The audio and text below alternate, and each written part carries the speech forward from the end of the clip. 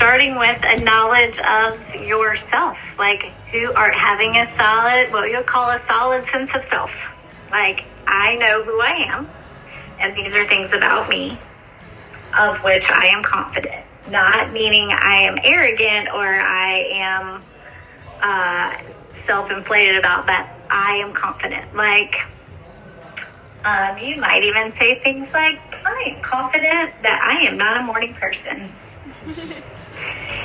That knowing that about yourself can help you have a healthy self-esteem, because that helps guide your choices. So if I am not a morning person, I'm going to make some choices about myself and how I live my life to not compromise my sense of self. Does that make sense? Mm-hmm. So self-esteem starts with self and knowing yourself and the things about you.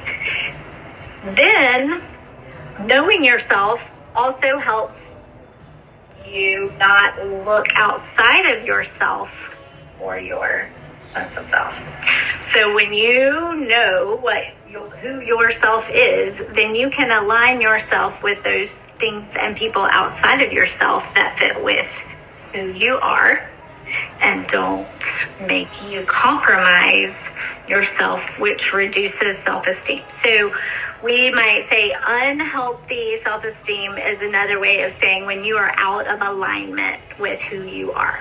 When something doesn't match up with who you are. If you are doing things or being in relationship with people or having things that are out of alignment with your self or your sense of self, that is when we often start to feel guilty or shameful or bad or have negative. We often will use negative coping skills to compensate for that. So we may, when we are trying to align with things that are outside of ourselves that don't match up, then that's when our self-esteem can get really unhealthy.